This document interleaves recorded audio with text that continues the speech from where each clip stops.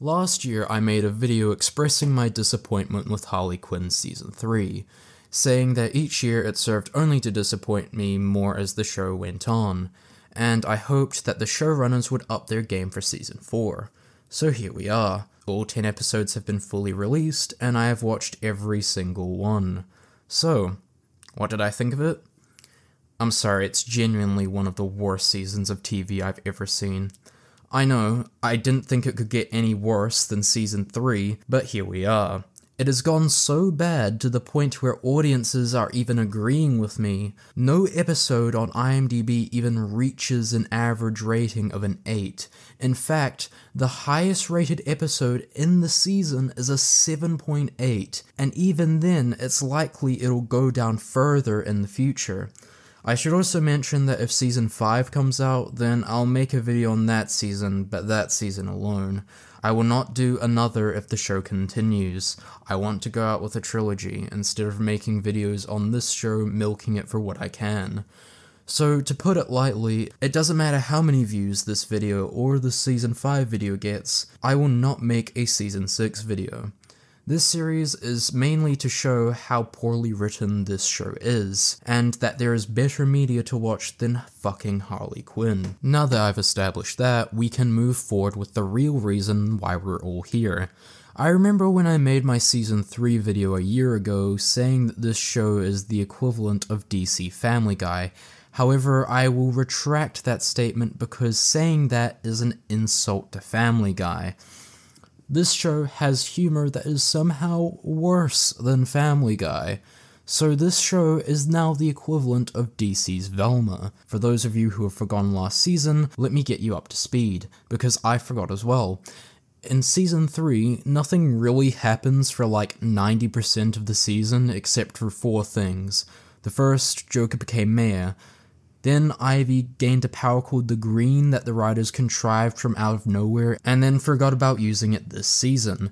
Bruce got arrested, and Harley joined the Bat family because she didn't feel comfortable being a villain anymore. If the main events of an entire season can be described within a few sentences, you know you have a problem there. In fact, so little happens in Season 3 that when Ivy is doing the recap of Season 3, in this very episode, the recap lasts 10 seconds. Last season on Harley Quinn, I got my green on. Batman created zombies instead of going to therapy, for fuck's sake. Joker became the mayor. I went CEO at the LOD, and Harley, she joined the Bat fam. Alright, y'all caught up? Even the writers know they did jack shit this season, and then they insult your intelligence by putting a recap in case you forgot. A recap that did not need to be there, because there was practically nothing to recap. Anyway, the premiere starts off by establishing what's going on. Harley and Ivy are enjoying their new lives as supervillains and superheroes. So you would think to be correct in assuming that the conflict this season is Harley and Ivy trying to figure out their date-life balance on having jobs that would clash with one another, right? But you would be sorely mistaken. Sure, they mention it a couple times, but it is never outright explored as a plotline. The most you'll ever get out of it is an episode that kind of focuses on it, but not really. So if you're one of those people who are waiting for Ivy and Harley to deal with their relationship issues for 10 episodes until it ultimately explodes into a massive argument in the penultimate episode, well then expect the show to spin your face for even thinking that. There are times like in Season 3 where their relationship is super toxic. In fact, the second to last episode of the show, Harley and Ivy go into the future where they meet their future child. Later on in the episode, their child literally points out how awful their relationship is.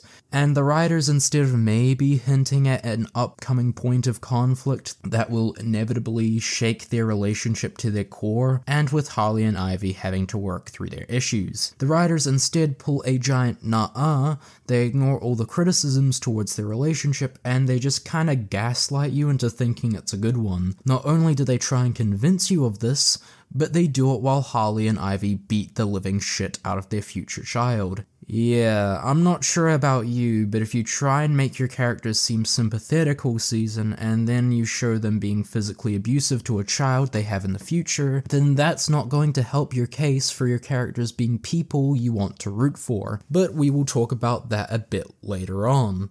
Watching season 4, a noticeable issue I keep seeing over and over again is the fact that the writers will bring up or hint at certain plot lines coming, and then will drop them that same episode or will inevitably forget about it as a whole. Season 3 kind of did this at times, except season 3 felt like it was trying to pad itself out until the finale because they had nothing else to do, whereas season 4 is still trying to figure out what plotline it wants to focus on this season, but instead of sticking to one, it will instead change what its original intention was so many times, you'd be forgiven for thinking that the plot this season was a venereal disease getting passed along from each person, like a more brain-dead game of pass the parcel. We begin the show with Harley brutally injuring guards because they won't let her deliver lunch to her girlfriend. Okay. I'm going to give a rough guess as to how long you've been a hero for, and that rough guess will be at least a couple of months. And in that amount of time, the Bat family haven't tried to train you to be a better person. In fact, the Bat family didn't even tell her about the no-kill rule. Sure, it was around the Batcave, but you didn't bother telling a psychopathic serial killer that killing is wrong? Also, surely Harley knows the rules that Batman and his family abide by, right? She's been fighting them for years, and yet she has never once questioned why they don't kill her. She definitely knows that most heroes don't kill, right? Because if she doesn't, then Harley is a fucking idiot. Also, why can't you call Harlivy and get her to meet you outside the building if you think she's inside? You don't need to cripple multiple guards nor give them brain damage just to do this. One more thing. Why don't the guards for the Legion of Doom have guns? It is a supervillain organization. You would want your building full of presumably top secret information to be highly secure, right? No? Okay. So for some reason, the guards don't have guns and she just beats the shit out of them. Apparently, Ivy had the same idea as Harley. She thought she'd rob a store and wait for the Bat family to come, and then she'd give Harley her lunch. Hold on just a second. What do you think will happen once they get there? Do you think they'll let you go or something? If you were telling me that you are making the joke that criminals just escape whenever they want, then I think you are forgetting about the very first episode of the show. Harley and Ivy are stuck in prison for months until they are able to get out. So even if it was a joke, it's still inconsistent to the rules they've set up. Unless you've been meaning to tell me that Lex would be able to get them off easier. But how? There's so much evidence that she committed the crime. You have witnesses, cameras, bystanders, and so much more. Who the fuck are you gonna hire to get her out of this? Saul Goodman? I don't know. Call me crazy, but I don't think they deserve to have their bright futures ruined by a momentary, minute, never to be repeated lapse of judgment. Ladies and gentlemen, you're bigger than that.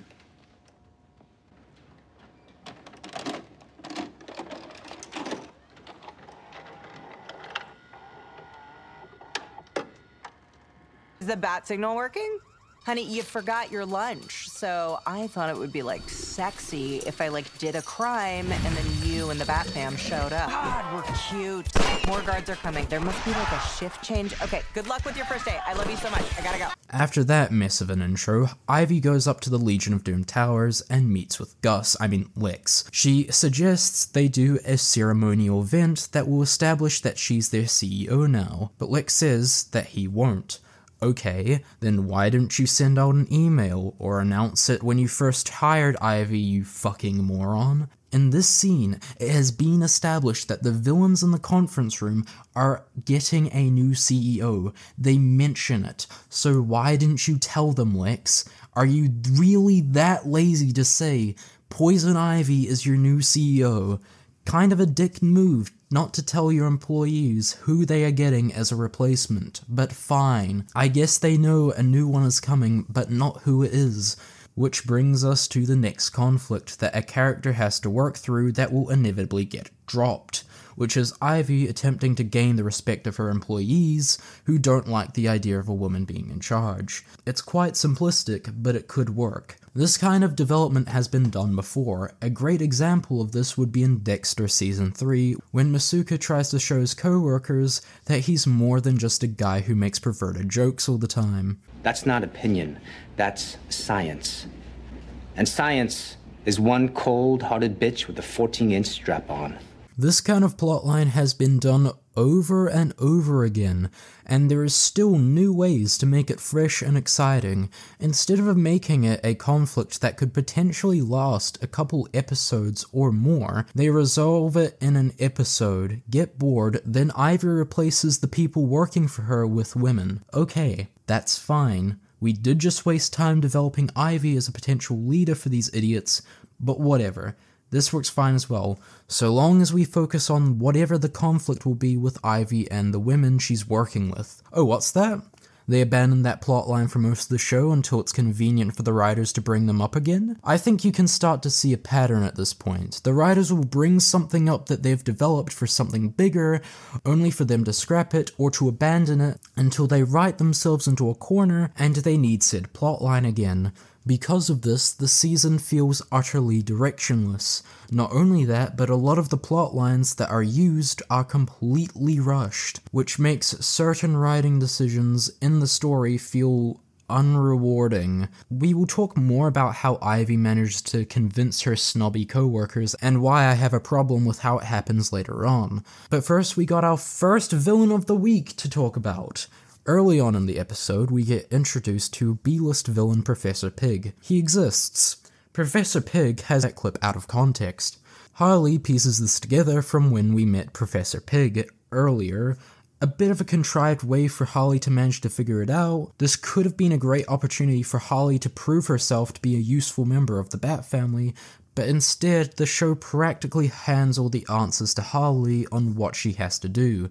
Not only that, but next on the list is Nightwing. Again, another way the writers can just contrive ways for the Bat family to easily capture their villains instead of showing them being somewhat competent. And before anyone says anything about this show being a comedy, the show still manages to show the characters as somewhat competent whilst being a comedy. So I don't want to hear any shit about how since this is a comedy, it's a get out of jail free card.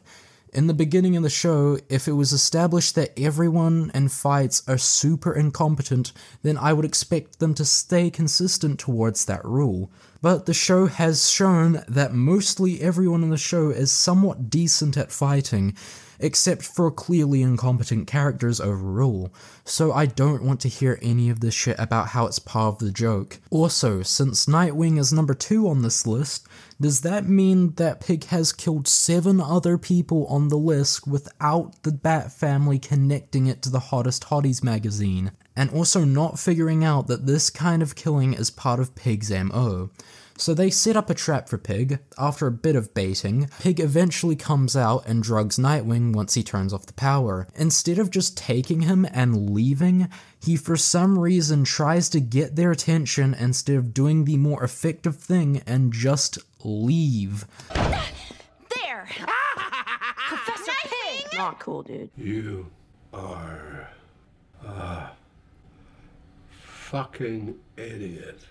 Also, Batgirl just revealed her own identity, which means that Pig could expose the identity of Batgirl, and her father would be in immediate danger. Unfortunately, that's not the worst example of someone's identity being revealed with no one giving a shit, but more on that later. Also, when Batgirl turns on the power, she is still in normal clothing, but in the span of about 3 seconds, she manages to get into her Batsuit, and now all of a sudden cares about her identity again, when she puts on her mask. Like, dude, Pig has already seen your face, why do you think this dude is still fooled by your mask? Did he immediately assume that another ginger-haired woman was in the room? No, he's going to assume it's you. Even if Pig didn't see her, it was still extremely reckless of her to be exposing her identity like that without any disguise present. But fine, let's just ignore that and get to the chase scene. Pig is running down the hall when he releases his henchman on the Bat family as he escapes with Nightwing. So let me ask you a question, dear viewer, and please give me the answer that sounds most logical to you. If your friend was getting carried away by a serial killer and he released his brain-dead goons on you, what would you do? Oh, and to add to this scenario, you have incredible acrobatic feats that would even make bronze in the Olympics. Would you A, stop to fight them and potentially waste more time as he's getting away with your friend, or B, use your incredible acrobatics feats to catch up to him and ignore the goons that would only slow you down if you fought them? If you choose B, then congrats, you are a person with a functioning brain. So let's see what the Bat family does.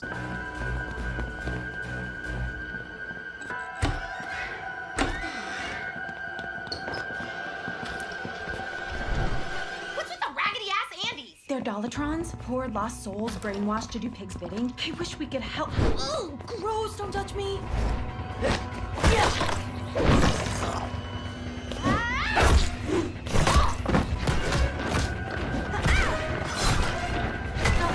is all my fault. I have to save Nightwing.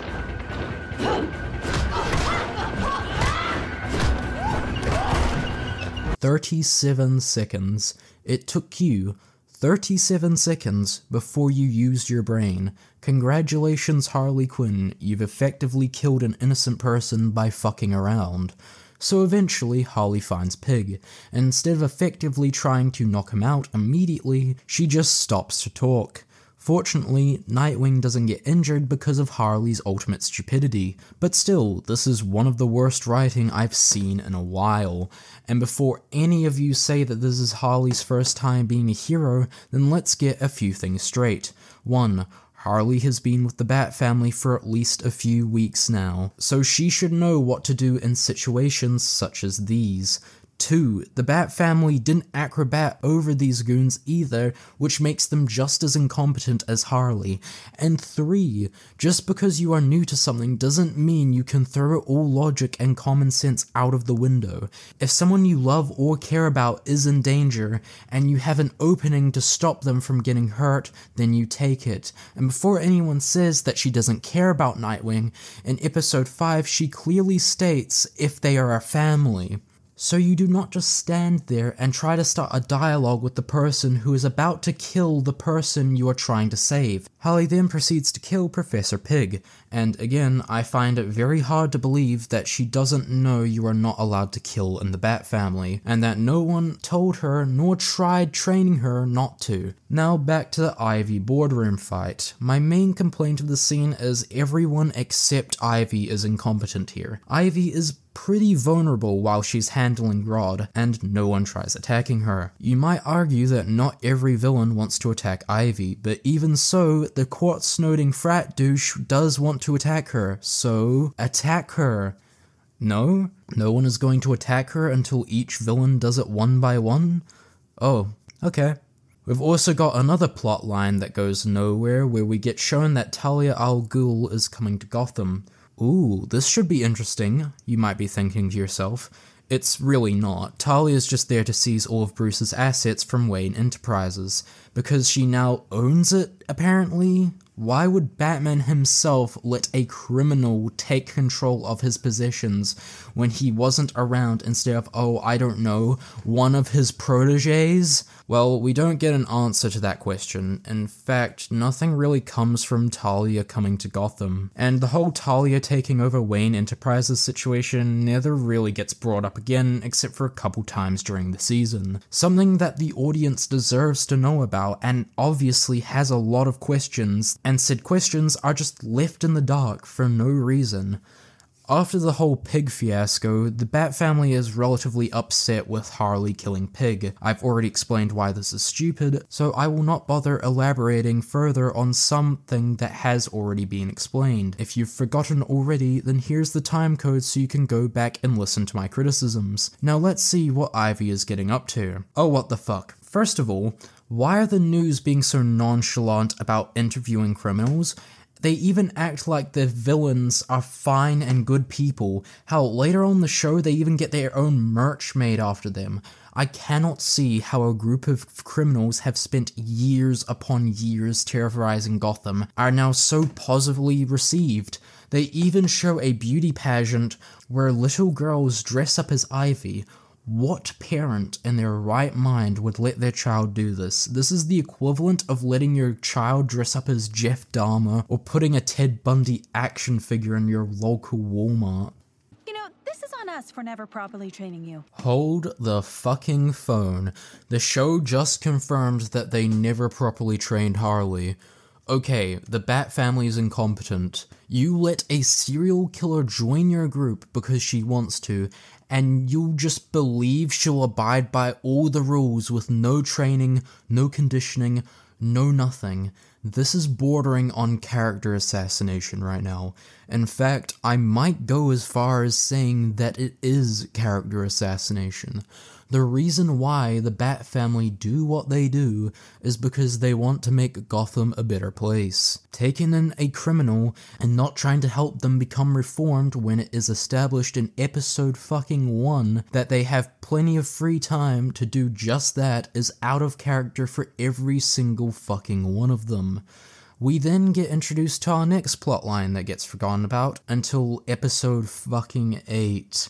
You have so many plot lines to focus on, and yet the one you think is worth our time is the Pastor Maker plotline. I wouldn't have cared if Bane fixed it off screen. I really wouldn't have cared because it doesn't affect the plot whatsoever. But whatever. Let's see what Ivy is up to now. So Ivy, being a part of the Legion of Doom of course, has to have a secret evil plan, because helping people and the environment kind of seems counterintuitive when you're working for a company called the Legion of Doom. So the evil twist is, are you ready for it? To destroy an evil corporation to help the environment. This plan sounds pretty heroic, if you ask me. Except at the end of Season 3, you said you wanted to stay a villain, but becoming a hero makes more sense than Harley becoming the hero at the end of the season. In fact, Harley stops being a hero later on in the show, and since the hero thing wasn't developed that well, the payoff to her realizing it's not for her doesn't feel earned, and by the end of it you just feel nothing. Ivy says that she wants to remain a villain, and yet does heroic things. The logic just doesn't make any sense, because if this is what the villains do, then what's the point in superheroes existing? Meanwhile, while the Bat family is fighting off crimes, Harley is being trained under the wing of Alfred. However, Harley is getting repeatedly frustrated at what she is being taught, and in a moment of frustration, she hits the Batmobile on the outside with her spray bottle, and then this happens.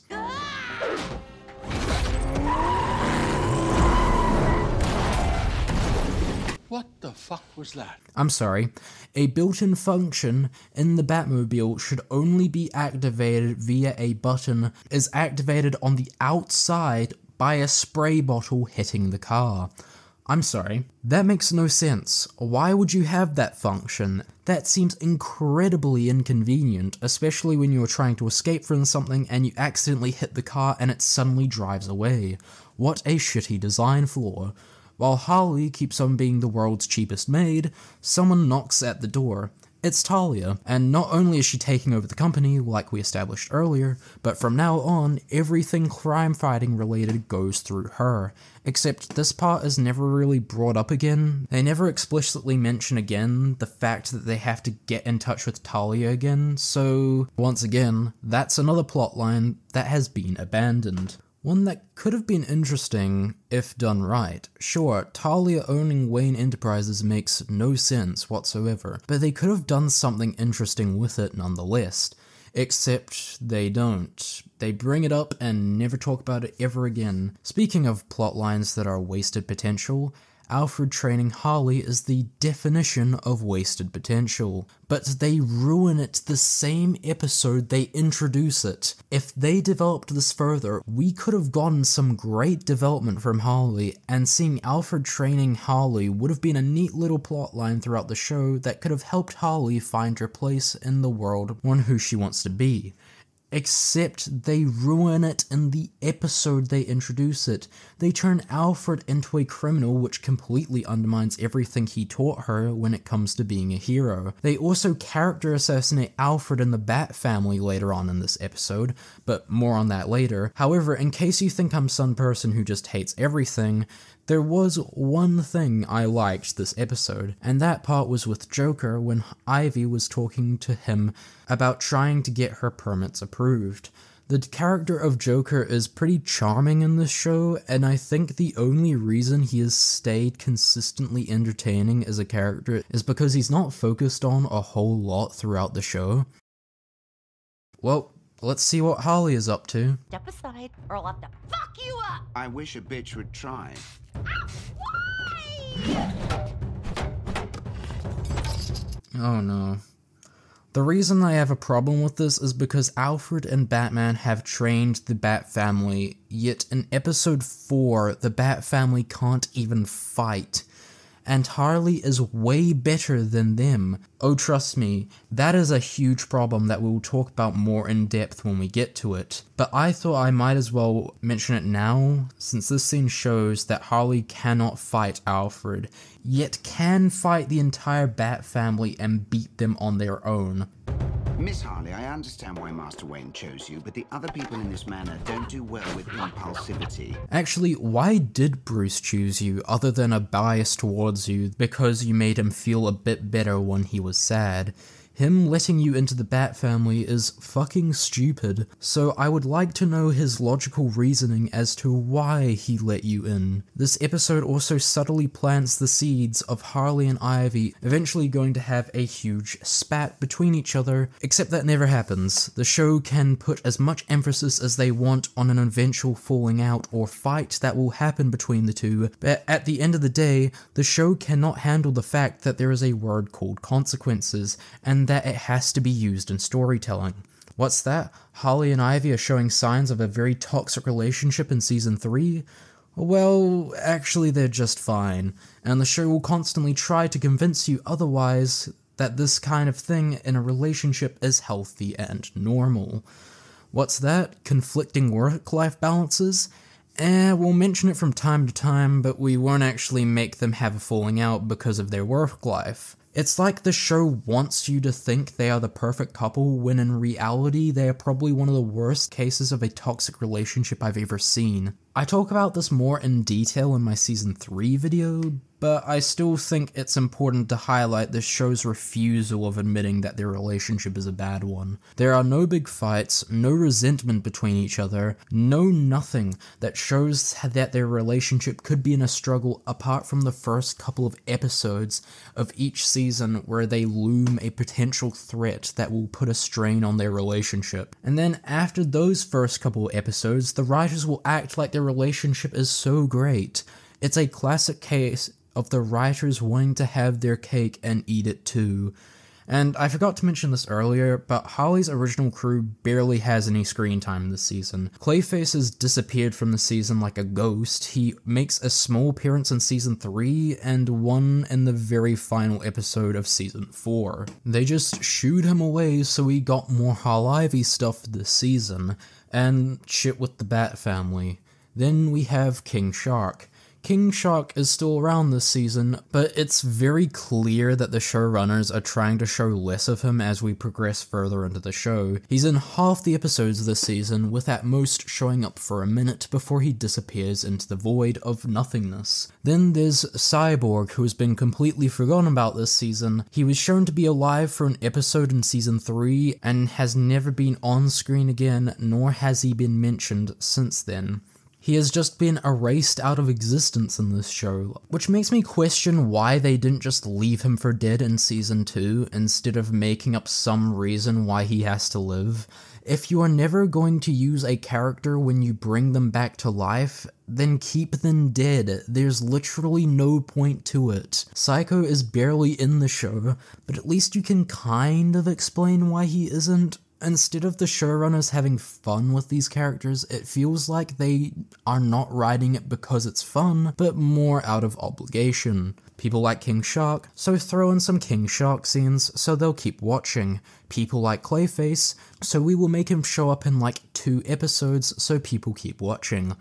Like, couldn't you have at least tried to make a conclusion to the group where they have a tearful goodbye or something? Nope, I guess we'll just forget about them over time. That's way more satisfying than a conclusion to their characters. I know that there's only so much runtime in an episode to stuff all these characters in, but a lot of these plot lines you have are serious wastes of time that could have been used for development of other characters. But if you still insisted on keeping them, then there's only 2 options from here on out. Either A, make your episodes longer, or B, have more than 10 episodes in your season. I shouldn't have to write for the writers in order for the show to be a % less shit.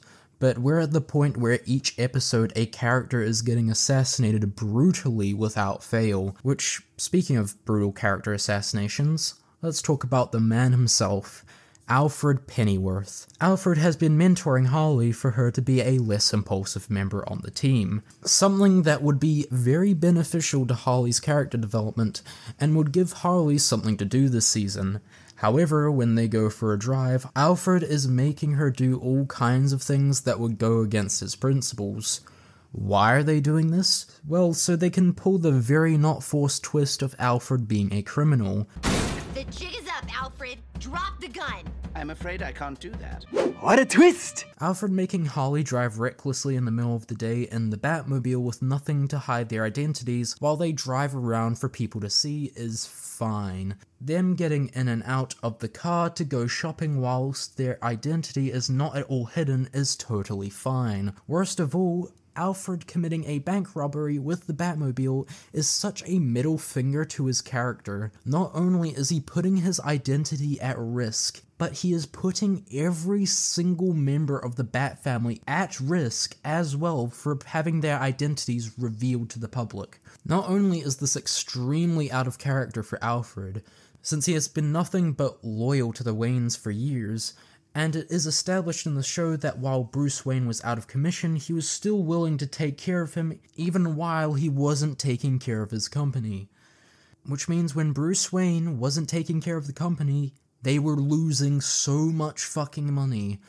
So Alfred is character assassinated for letting the public know that he has access to the Batmobile, and the fact that he robs banks. Remember, Talia is only seizing Wayne Enterprises, which means they will still have money in their accounts, which is undoubtedly millions. The only thing is that they are just not receiving the money anymore, but with their cash, it would be enough to survive off of for years. Also, Harley exposes Alfred's identity in this scene, which means the public now knows Bruce Wayne's butler is a bank robber, which only gives the public more incentive to hate Bruce Wayne, which would only further tank his company.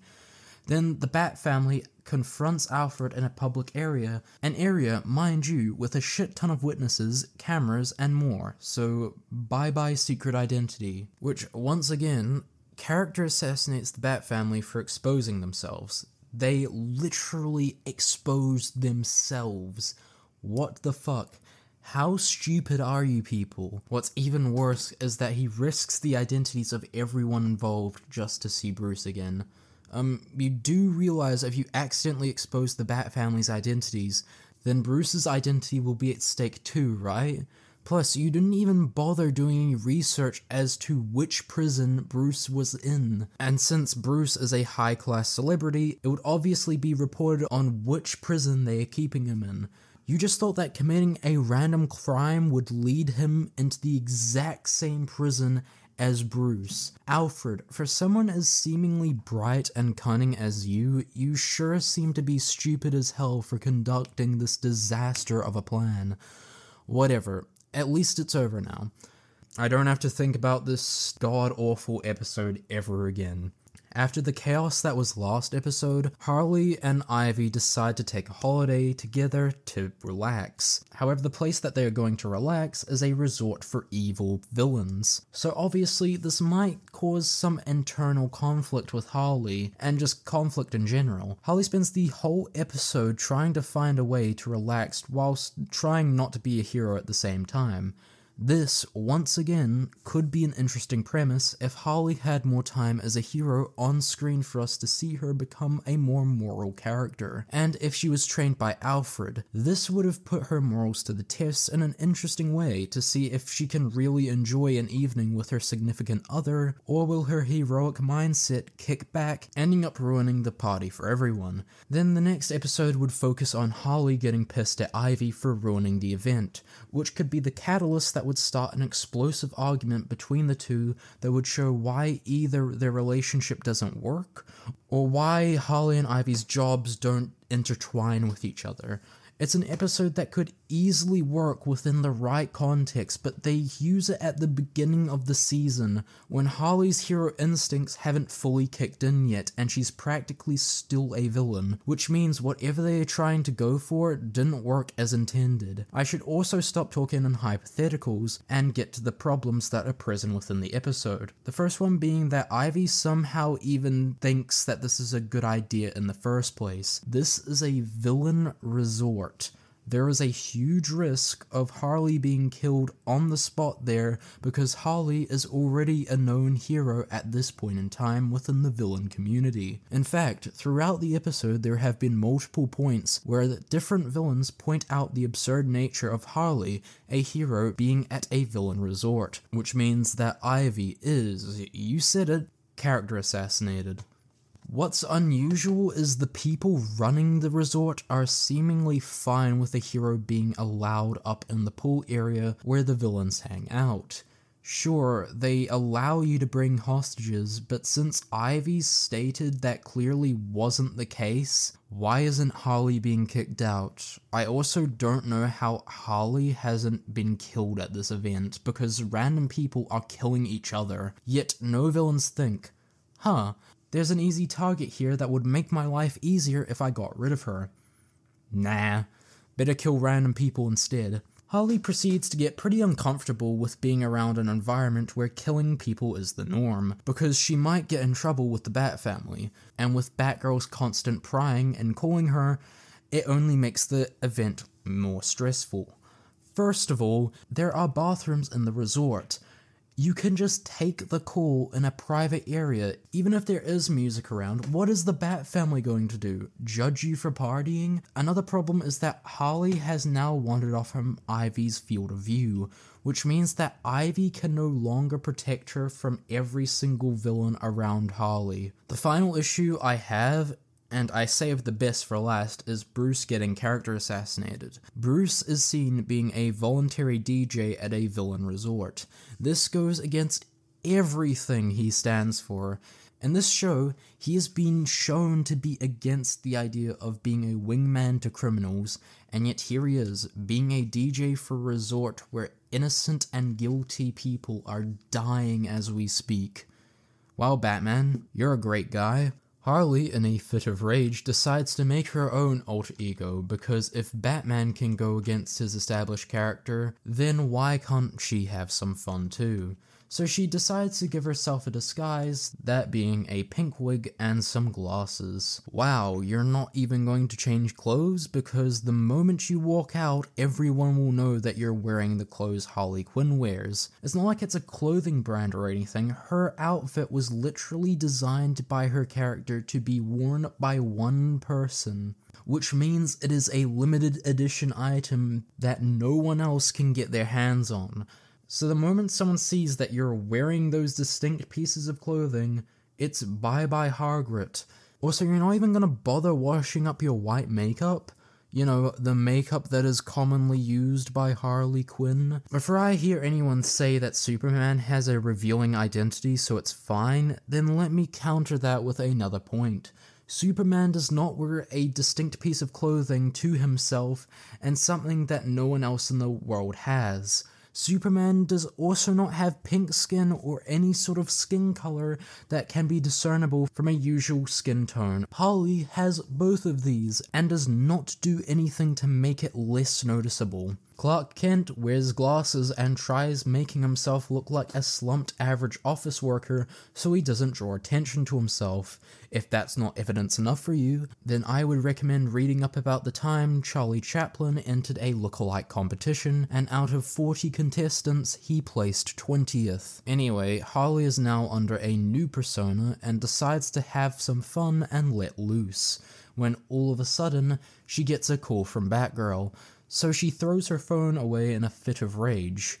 Any one of those people could steal your phone, get someone to hack into it, and then you'd have the risk of them knowing the Bat family's phone numbers, potentially their identities too. It's not like she made this mistake and then later on in the episode she thinks, shit, I forgot my phone that has all my personal information on it. Nope, she just never mentions it again. I guess everyone's evil, but no one wants to hack into someone's phone for potential blackmail. A few more things I'd like to mention before we move on to episode 4. First of all, the Ivy Clayface fight should have been over within 2 seconds. I don't care what you say, Ivy would have gotten her shit kicked in if Clayface used his brain.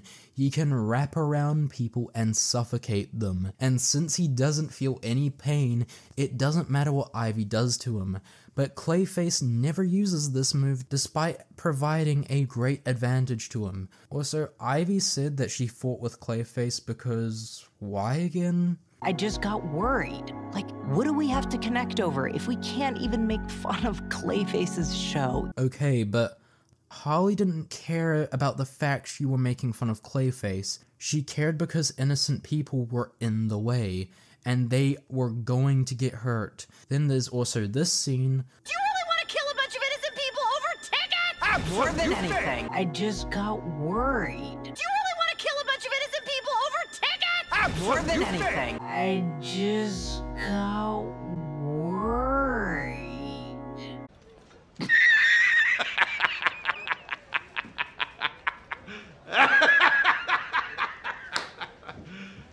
You serious? So don't give me this shit about how you were worried. You were selfish and you lied to Harley about you being a piece of shit. This is kind of what I mean when I say that their relationship is pretty toxic, and the fact that their writers ignore it and try to make it look like they are hashtag couple goals is hilarious to me. Yeah, it's still a shitty episode, but at least there were 2 moments I liked. The ending was kind of sweet, and if Harley and Ivy had more of those kind of moments, I would be pretty much sold on their relationship, but life is often not that simple, unfortunately, so we get this kind of shit show instead of good character moments. Speaking of which, let's talk about the Bat family. The Bat family have had their gadgets taken away from them because Wayne Enterprises is going under, and Talia is liquidating all non-essential assets. Apparently, since their gadgets have been taken away, the Bat family are now incompetent at fighting.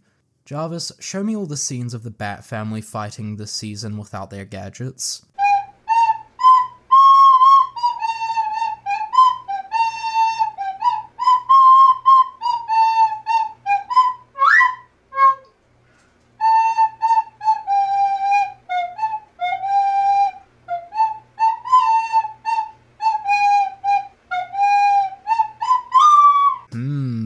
You all seem pretty competent to me. I will excuse them fighting somewhat poorly when they are trying to save Joker because they're caught off guard by them not having their gadgets. But that still shows that none of them tried double checking it just in case they were forgetting something. Do they just suit up and expect everything to be there?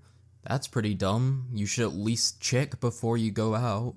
Aside from that, we also have the Bat family's financial issues at hand. Since the Bat family apparently don't have any money in their bank account, even though I've stated previously why that's stupid, again, if you don't remember, jump back to the timecode provided here. Even if we ignore that blatant flaw, the Bat family still need to make their dough. Harley suggests selling feet pics. I mean, it worked for Belle Delphine, it'll definitely work for Harley Quinn. But instead, they decide to make Wayne Manor an Airbnb. Not the worst idea in the world. In fact, it's not actually that bad. My only problem is why they don't lock the fucking doors to where they don't want their guests to intrude in. That's just common sense 101. Every home I've visited, they have locked the places they don't want you to enter. But after telling the guests not to go into each room, Nightwing gives up and says to everyone that he doesn't think this is a good idea to be doing this. Nightwing, get yourself some locks, you cheap fucking bastard. If you don't have one lying around, you can purchase some for a few dollars, and with Harley's life savings, that would cover the cost for some locks. Also, you're telling me that you didn't clean up any of the evidence of you being vigilantes before the guests came? The fact that you even have evidence lying around in the first place is beyond concerning, but the fact you didn't hide it for when the guests arrive is even more stupid than not locking the doors. Also, apparently the first people the Bat family lets stay over at their place is evil European travelers. Think of every racist stereotype you can think of for a European person and slam it into a character. And that's what these villains are. It's extremely forced and out of nowhere and is only done for artificial stakes, because if the Bat family isn't fighting someone, then how are they going to keep your attention throughout this god-awful show? For some reason the show thought it was a good idea to make your racist stereotypical European characters into villains. It's not even funny either. It's the type of joke that your slightly racist uncle would make at the Thanksgiving dinner table. If you're going to try and be offensive, at least be creative or funny whilst doing so. On the other side of the coin, we have Ivy, who is on the moon to give a big conference speech about Lex's new invention. And by big conference speech, I mean a 45-second introduction speech. So since Ivy doesn't want to sit around for hours being coddled until then, she decides to try and impress Steppenwolf. Her amazing attempts work, which makes you think that if all it took was being a kiss-ass to Steppenwolf, he wouldn't be crowned as such a hard man to please. Ivy interrupts multiple conferences to be in the spotlight, and hey, no one tries kicking her out of said conferences she interrupts. She's so interesting that she is almost talked at most conferences that were scheduled. For some reason, she is very beloved for interrupting these conferences, and finds herself an audience on the moon. She also kills Mark Zuckerberg, at least I think she did. The way she does it doesn't even make sense, since people are clearly standing on the moon without any equipment needed, and yet when you release your cord, Mark goes straight up, which means Ivy should be floating in the air instead of descending into caves. Shouldn't Steppenwolf be floating too?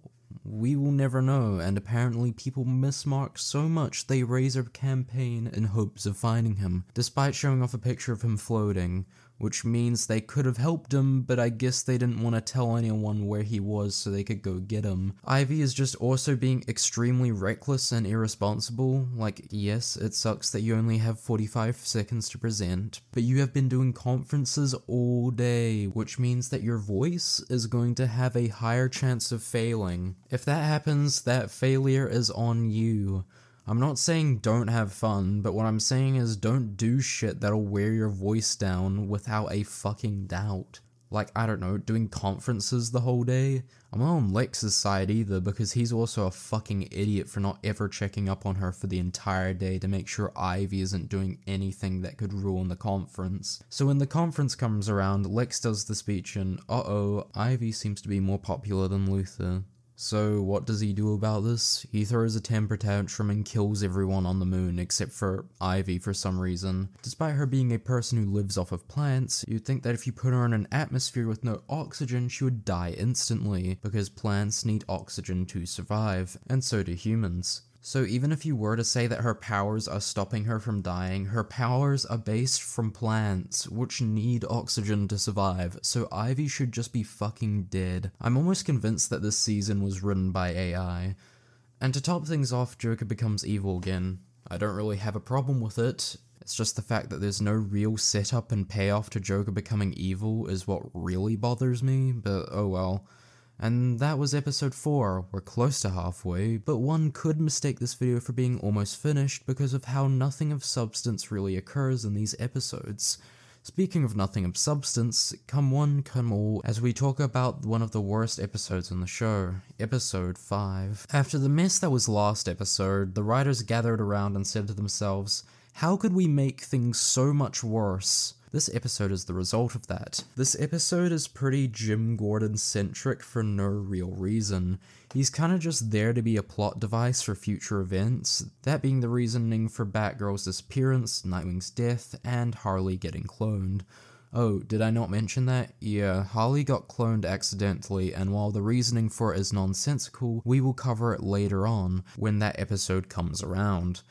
The episode begins with Gordon and his assumed ex-wife getting busy in the mountains when he gets an unexpected call.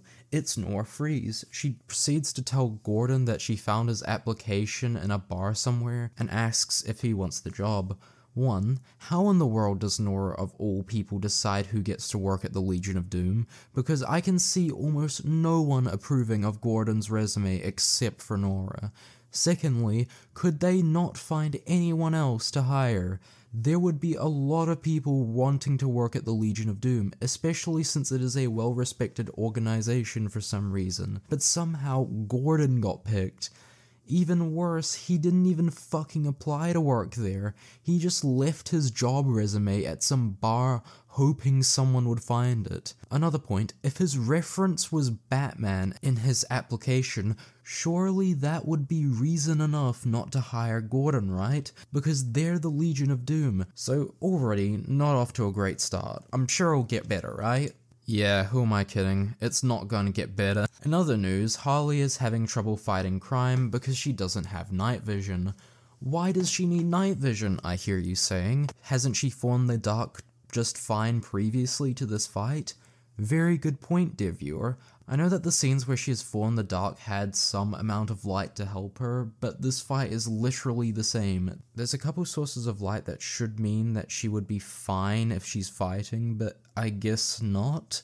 Harley proceeds to knock herself out and gets night vision surgery done on her. However, she needs someone to pick her up. Otherwise, the eye surgery will have to be reversed so she can go home. If that's true, and she isn't in the right state to be driving or walking home, then call Harley a fucking cab, or an Uber at least. But this scene has to happen though, because in order to find out Batgirl is missing, we have to have this unnecessary scene of Harley going through all her contacts when she should have had a cab called for her. After a while of waiting, and stupidly no one thinking of the idea to call a cab, Batgirl's roommate comes over to pick her up. She states that it's usually normal for her to be gone for days on end, meaning that she is unaware of her secret identity. So you're telling me Harley didn't mention in a single voice message anything to do with the Bat family, getting her eyes done for night vision, fighting crime, or anything like that, despite it being mainly what she talks about. What's even worse is the fact that her roommate doesn't even question how Barbara knows Harley, a member of the Bat family. Whatever, ignoring that extremely obvious question, Harley does some investigating. Oh, did I say investigating? No, what I really meant was that she's going on a talk show to see her girlfriend make an appearance there. Alright, let's talk about Ivy this episode. Ivy gains Lex's PR team. Why would he want to get rid of them if they're the best? Who knows? I guess Lex, one of the richest men alive, doesn't need a PR team. So instead, Ivy gets a PR team, becomes a corporate drone, and does that for the entire episode. It could be an interesting plotline if done right, so let's see how it pans out. Oh, what's that? It's dropped to the next episode? Yeah, I fucking thought as much. How many abandoned or rushed plotlines are we at now? A fucking 1,000? Anyway, as Ivy is going on this talk show, Nightwing watches from the shadows, and says this once Ivy shows up to watch Harley from distance.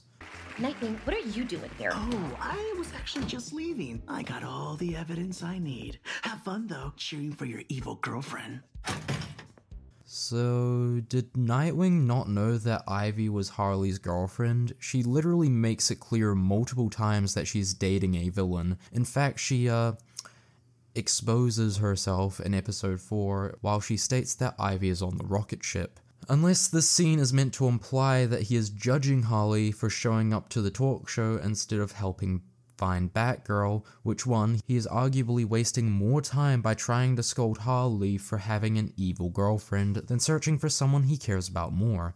In fact, why is Harley even on his mind at the moment? His main priority should be to look for Batgirl. which he isn't. He told Harley to stay out of his way and to not bother looking for her because he works better alone. She is literally doing just that, and you are wasting time not looking for your friend who could have been kidnapped or worse just to scold Harley for no reason. Okay, sure. Later on, Harley has some sleepwalking nightmare and nearly kills herself and her roommate.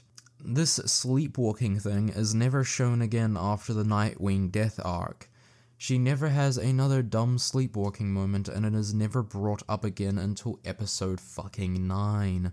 And the next episode, of course. But it's only to solve the mystery of who killed Nightwing, and it was Harley, obviously. After what seems to be at least an hour of walking, Harley sees a couple of villains, beats the shit out of them, only to realize that Batgirl is fine. It turns out the Cold Boys were conveniently partying where Batgirl was hiding out, so they didn't kidnap Batgirl, and the only reason Barbara disappeared was because her mother got stuck up on the mountain because Gordon abandoned her at the beginning of the episode. It's a red herring that is used for Nightwing's death.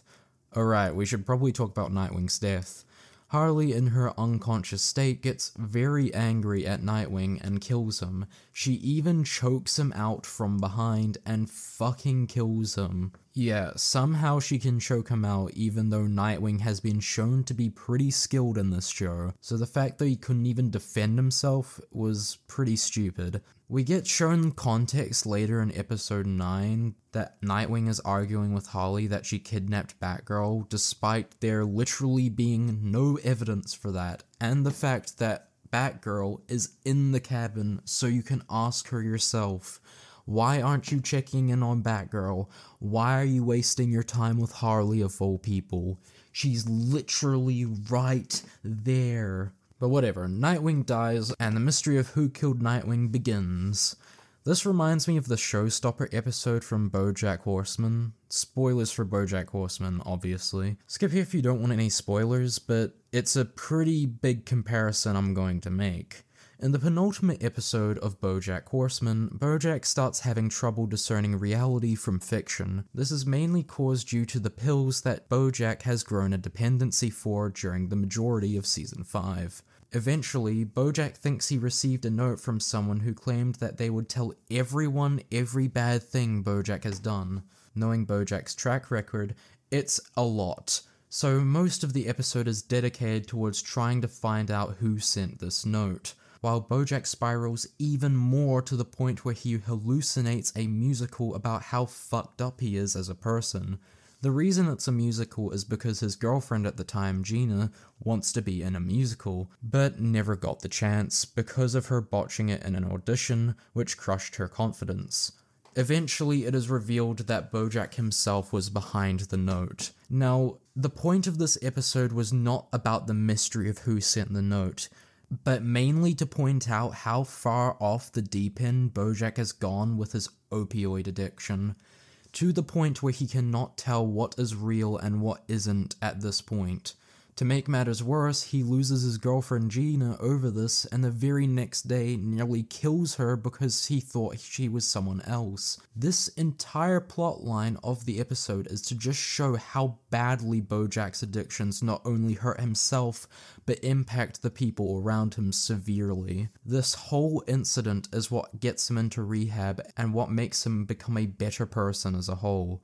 This entire thing was a catalyst event for a massive payoff. Now, I'm not saying that every single plotline that does this whole mystery shit should have as big as a payoff as BoJack did, but I do think that the writers should have put in the same amount of care into the writing to make their own plotlines make sense and have genuinely satisfying payoffs. I'm aware most people who love Harley Quinn Season 4 have probably clicked off this video, but if some haven't, I just want to say that I'm not trying to actively ruin this show for you. I want it to be better. I would love nothing more for this show to be an incredible show from a writing standpoint. I think it's good to hold bad writing accountable because we as a collective audience deserve better. If you like this show, then that is completely fine, but if you do like this show, I want you to ask yourself one question. Are you fine with the quality of where this show is at, Or do you want more from it? Personally, I think it deserves better, but whatever your decision may be, I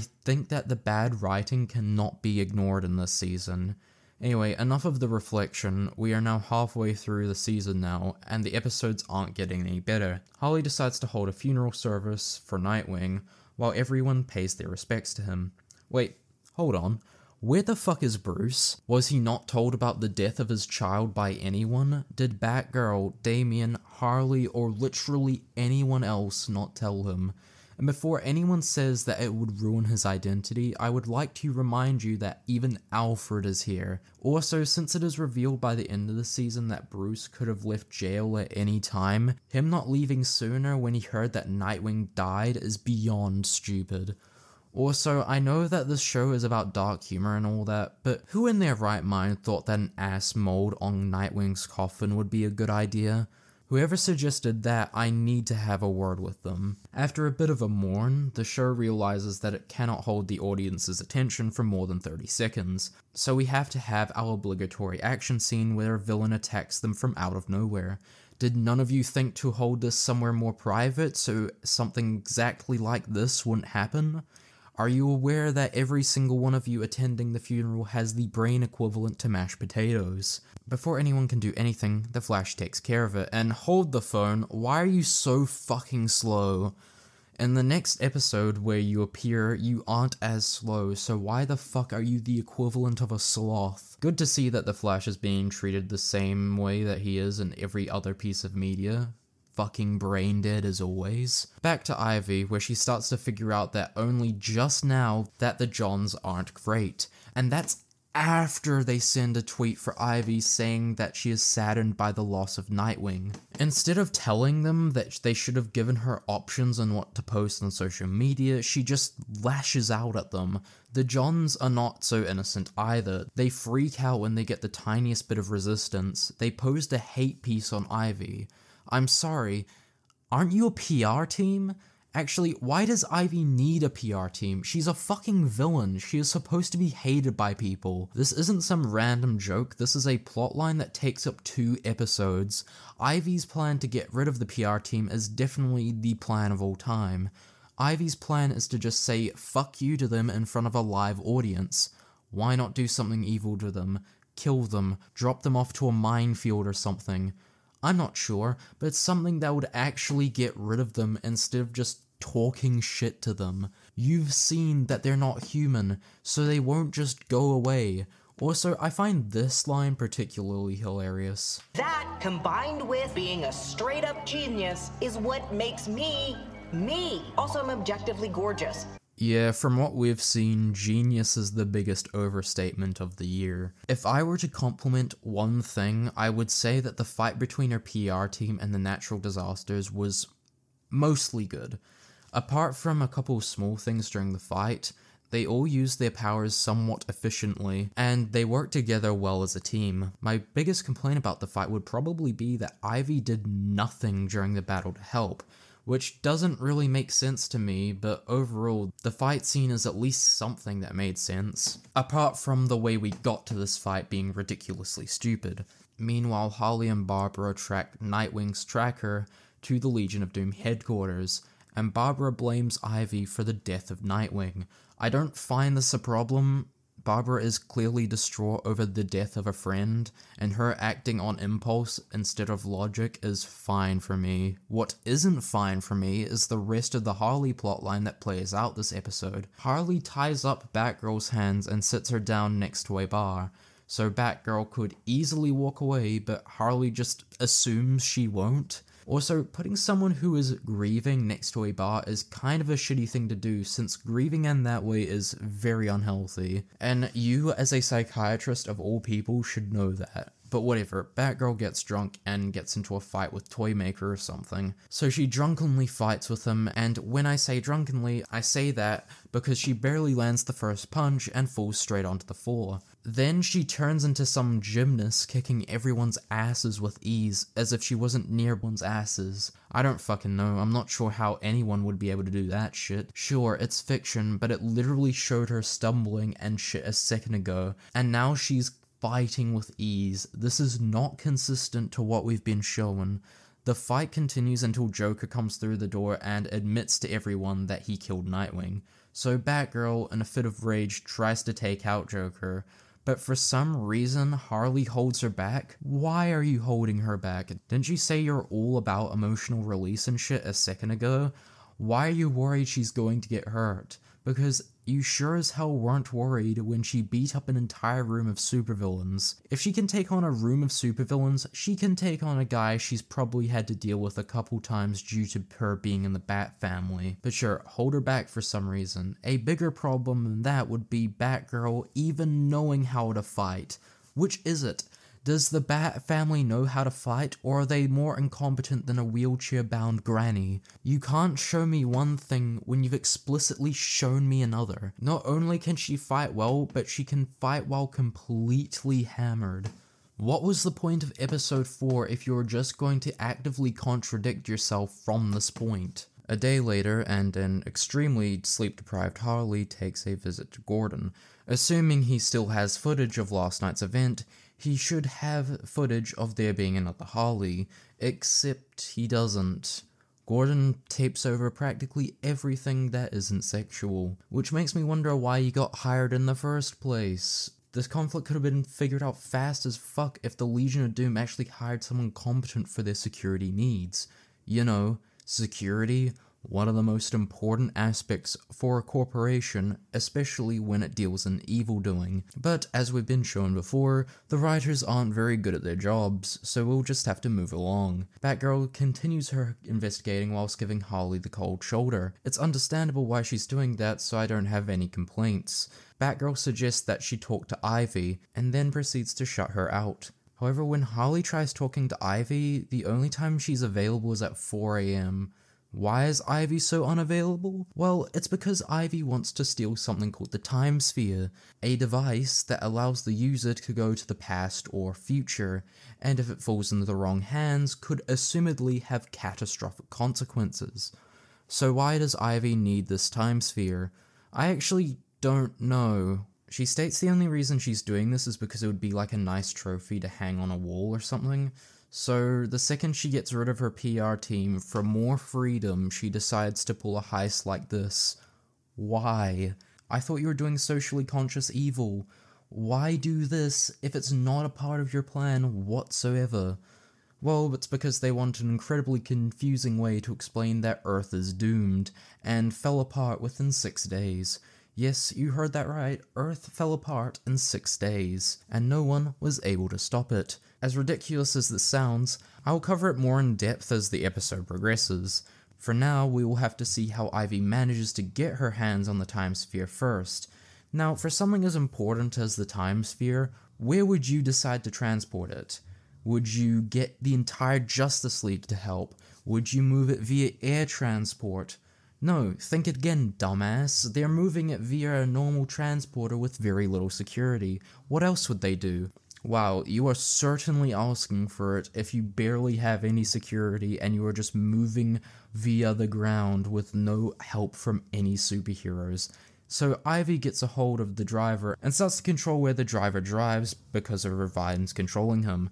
Couple problems with this approach. One, why didn't you get the girl who can hypnotize people into getting the guy to drive for you? She does this a few seconds later, and it really only made me ask why she didn't do it earlier. Second, you are only controlling his hands, which means he can voluntarily not drive. If he doesn't drive, then you are in real deep shit. I guess the second part doesn't really matter, since Superman and Wonder Woman show up. Okay, great. Superman, use your speed to relocate Ivy. No? Okay, Superman, relocate the Time Sphere. No? Superman, I've seen Lex absorb your powers and use them to nearly kill Ivy. I know you can be more competent than this. The entire world is relying on you so the timeline doesn't get fucked up. No? You're just gonna sit around? Yeah, alright, figures as much. Baby, I'm doing all of this because I'm building something, so when we're like 6 years old and still hot, we can sip wine in our chateau and have plenty of time to talk. Yeah, no, you aren't doing it for those reasons. You are just robbing this thing for the funsies. Socially conscious evil is your shit. Why are you wasting time doing other things when you are now completely available to do the thing you've been wanting to do for ages now? So, in a fit of rage, Harley decides to get into the time sphere and tries going 60 years into the future.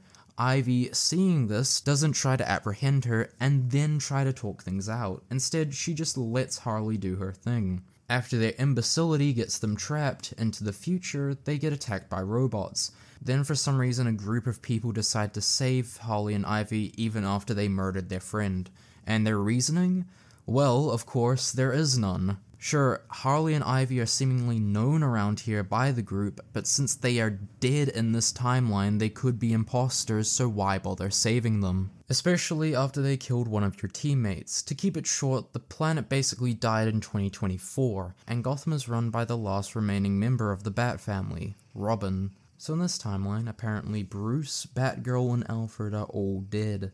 No one bothered using the Lazarus Pit to revive them. Even Damian at the end of Season 4 wanted to revive Nightwing, so the fact that all of them are still dead means that Damian didn't bother reviving anyone, which would completely contradict his character. Worse, Harley's daughter didn't even bother reviving anyone that could be potentially useful either. Everyone in this quote-unquote future is extremely out of character. This is like one of those what-if history moments where people say that World War II could have played out differently. Then you ask them how and they respond by saying something that would completely contradict the characters of the Germans, the British, and the Americans, which means it could have never happened. After a bit of introduction and recap, Neytiri, Harley and Ivy's daughter, from the future of course, explains the plan, which is that they'll be invading Wayne headquarters through a sub-basement, where one of Neytiri's people have found a weakness. Then they'll use some Batmechs they've hacked into to ascend the building. This is pretty much all the writers tell us about the plan, and overall it's not bad. I mean, 20 years of rolling Gotham, you would think that you've squandered any sort of major security flaw, but that's not the real issue. The real issue is how a plan this simple took so long to conjure up. 20 years just for you to find a security flaw and to hack into 5 Batmechs. What other plans have you tried? Giving up? With heists, there's usually a lot of thought and detail that goes into them. Even the most secure locations have some sort of weakness. But usually those weaknesses are hard to exploit, so they'd have to pull some complicated shit just for it to work. A few examples of these would be the Mission Impossible series, Ocean's 11, Mr. Robot, Breaking Bad's train heist, Andor, etc. All of these pieces of media have one thing in common when it comes to what this conversation is related to: their detail-oriented plan on stealing, planting, or tracing something. The plan is usually quite difficult, and takes at least days of planning to pull off something this complex. It's kind of the beauty of high storylines in media, the process of planning and then executing your plan. Hell, Neytiri only took 1 minute to summarize the plan when there would be so much to talk about that it would take a miracle if you finished in the span of 10 minutes. They could have skipped over this and said that they had a plan, but they are telling us for some reason. Also, tiny nitpick here, but just goes to show how much the animation hasn't improved over time. But I'll talk about that near the end of the video. But whenever Ivy and Harley are talking during Neytiri's plan, Neytiri's mouth doesn't move, which means she is just awkwardly standing there so we can hear Harley and Ivy speak. It's nothing major, but it bugs me a lot. But who cares about the details? Maybe the heist isn't as bad as we think. Oh no. So what they meant by finding a weak point in security was literally just climbing the tower. The fact that they weren't immediately spotted is fucking stupid, but at least the security drones got them a few seconds later. Basically, their entire plan was climbing up the tower and hoping for the best. Wow, why didn't you try this literally any time during the 20 years of this apocalypse happening? Also, pretty convenient how there's 2 Batmech suits for Ivy and Harley, even though they were only planning on having the mechs for their own team. Somehow they managed to get some for Ivy and Harley as well. But all of a sudden, their rope gets snapped while they're climbing up the building, so Baby Shark King dives down to grab them and yep, their necks should be broken from the whiplash. They definitely did not survive this shit. Ivy, I could see maybe surviving, but Harley is just a human girl with no powers. She's dead. Bring out your dead! Here's one. Ninepence. I'm not dead. What? Nothing. Here's your ninepence. I'm not dead. Here. He says he's not dead. Yes, he is. I'm not. He isn't? Well, he will be soon. He's very ill. I'm getting better. No, you're not. You'll be stone dead in a moment. Once they get saved by the king shark baby creature, he stops to talk as if there is not literal chaos above them. Like, okay, cool man, maybe you should go help your friend now instead of fucking around. Oh, never mind, the whole plan was a setup. That makes even less sense. When would you have the time to plan all this? How would you plan all of this? Did you know from the beginning that Harley and Ivy would be visiting you? I have so many questions, and none of it makes a lick of sense. But Neytiri sold out Ivy and Harley for a bag of dirt. Just because the earth became decolorized doesn't mean all the dirt would disappear. Dirt is fucking everywhere. And that's why you sold your parents out? I'm sorry, but even in apocalyptic times, I don't even believe you. There's been no evidence to suggest in any way that dirt is non-existent except for the characters just saying so. Not a lot out there. Construction costs are through the roof with this dirt shortage. You guys can't find dirt out here? You always pretend everything's fine, even when you don't agree. Like, first day of kindergarten, I still didn't have a name. I had to come up with one myself. Wait, they had kindergarten in apocalyptic times? How the fuck does that even work? You're acting like it was before the apocalypse happened, but since everything went to shit so fast, how would a kindergarten even function? Either this is a continuity error or a world-building error. Either way, it doesn't make any sense. Also, if you wanted Harley and Ivy alive for their trophy cases, maybe don't try to kill them when they were ascending up the tower. There's so many flaws I could point out with this plan, but I think you ultimately get the idea of how stupid it is. So Harley and Ivy get captured, and they are basically nearly frozen to death until King Shark's baby comes to the rescue by turning off the power to most of the stuff in the room. Then Harley and Ivy break out by cutting the glass with their gadgets. Oh, so the glass isn't even protective against anything, it's just normal glass? How did you end up capturing Superman or literally anyone from the Justice League if that was the case? I guess if the Flash managed to get captured in Harley Quinn, I guess that means he's incompetent in nearly every universe that he's in. Once Harley and Ivy break out, they beat up their child. Guys, I don't think this is the empowering moment you think it is. To be honest, I have never thought child abuse would be a way to empower your audience, but go off, I suppose. After some more fighting, they manage to get their hands back on the time sphere, and they go back 6 days into the future when they left, and the apocalypse is still there, which means that whatever caused this must have happened relatively soon. Also, why does it say that it is in 2023? The show clearly states that this thing happened in 2024. In the year 2024...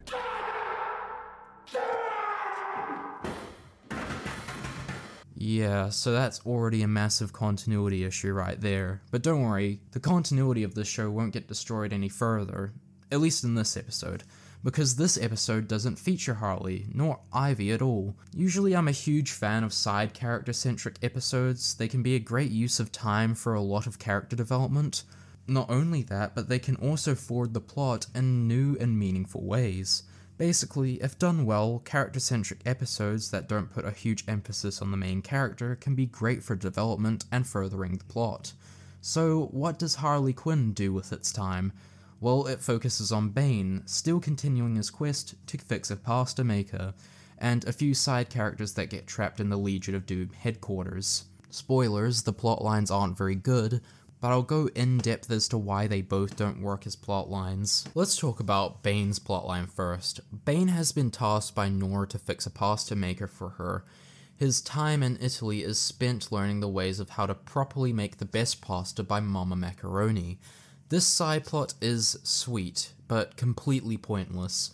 First of all, Nora is not likable as a character. She essentially manipulates Bane into doing this task, and then goes off and sleeps with Captain Cold. Usually when a character is manipulated into doing something, they get some sort of comeuppance near the end. However, when Bane returns to her with open arms about what he had done, Nora just shrugs it off and keeps taking advantage of him to get what she wants. No consequences are dealt to Nora for wasting Bane's time, for months and months on end. And she just gets away with it. Nora's character as a whole feels ultimately directionless. After Mr. Freeze's death, they put her in the right direction of her going down this downward spiral of partying, drugs, and meaningless sex. But the show never knows what to do with her other than that. It feels like they've been running around in circles with no direction in sight. She's still an asshole, she's still someone who parties, she is still someone who has meaningless sex. Not that doing any of this is bad, but the show clearly shows her doing these things as a sort of downward spiral. The idea of killing off Mr. Freeze and making Nora the titular character instead was honestly a brilliant idea on the writer's part. The amount of character we could get from her would be incredibly engaging. However, they don't do that. They send her down this downward spiral and don't even give you enough character to work with. It's a wasted opportunity to not explore her coming to terms with what Victor did in order to save her. Her lamenting on her marriage and sharing stories about Victor. The potential for a character is there, but they just choose to do nothing with it, and it kills me. The only way I can see them coming back from this is if they do a redemption arc in season 5, but even then, knowing the writers, they can't help themselves. It kinda made it look like Nora was coming to terms with what happened with Swamp Thing, but then again, we never get told what happens to Swamp Thing when Nora comes back, so it's just another abandoned plotline. The thing that pains me is if you take Bane's pasta making arc and found a way to fix a couple things, then you would genuinely have one of the greatest arcs in this season. Bane's motivations for leaving Italy should remain possibly the same or make up some other bullshit reason why he has to be there. While he's in Italy, get him to meet up with Mama Macaroni, but instead of him learning to make the best pasta, get Bane to come to terms with something. Bane always thinks the way of getting things done is by destroying it, but maybe through the pasta arc, it could show Bane that destruction is sometimes not the answer, and that there are other ways to solve your problems. Show him smashing the pasta multiple times, then slowly throughout the course of the episode, show him be more calm and gentle with it. Then when Bane gets back, show how he's changed. Maybe when Nora tries to take advantage of him again to try and get him to smash something for her, he could refuse, showing his arc coming full circle. You had it. You almost had a genuinely good arc and you squandered it. So now with nothing to show for the pasta making arc, the whole arc is a waste of time. On the other hand, we at least have the Nora plotline this episode. In order for Lex to be able to use his laser beam thingy, he has to increase the Earth's atmosphere by 10 feet. His idea of doing this is to get Volcano to erupt all the volcanoes on Earth in order for his plan to work. So, while he's in the process of getting Volcano to do this, Nora stops them and bosses Lex around. Listen, Nora, I don't know what planet you're from, but if the owner of the place you work at asks you to do something while you are working, then you kinda have to do what is required. He is your boss, and you do get paid to do the work. However, Nora takes this as an opportunity to boss him around, and by the way she's treating Lex, would help Lex have probable cause for firing her. However, he doesn't. Instead, he does this convoluted shit in order for Volcano to come out and do the work for him. The worst he does is trapping all the side characters in the Legion of Doom headquarters. After what seems to be hours of waiting for King Shark to hack through the firewall and get out, Nora decides to be a genius and use a gun that will make things bigger on the building, so it will make the armor pop off of the building. I'm just going to ignore all the logic and what would actually happen if you do that, and we'll just accept that it's just some dumb comic book logic. But the laser doesn't work for some reason and deflects onto King Shark's hands, which I don't know why it only grew his hands and didn't make his entire body grow, but okay. For some reason that didn't work, and for some reason that gun was only a one-time use thing. Why? Even in an emergency situation, how would that be helpful? Whatever, you win, show. I'm not gonna try and argue on this one. After waiting around for seemingly hours, Lex does something he should have done hours ago and released the gas if they weren't going to comply. Nora suggests that Captain Cold frees the vent, but he says this. Yes, cover that vent! No can do, it's too high up.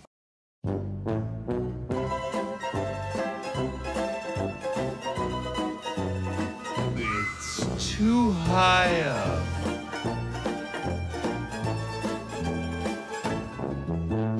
Ah! Right there, that's what you do, you let it out. Ah! Amen. Oh, you fucking idiots. Nora and the gang then proceed to check on Volcana, and she got put in a closet full of highly combustible shit.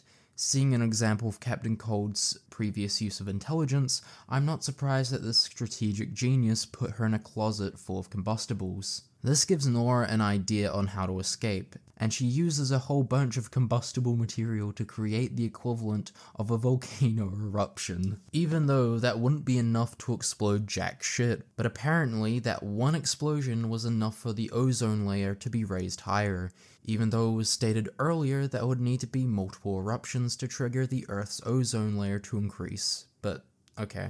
And there you have it, all the context you need for how the apocalypse began.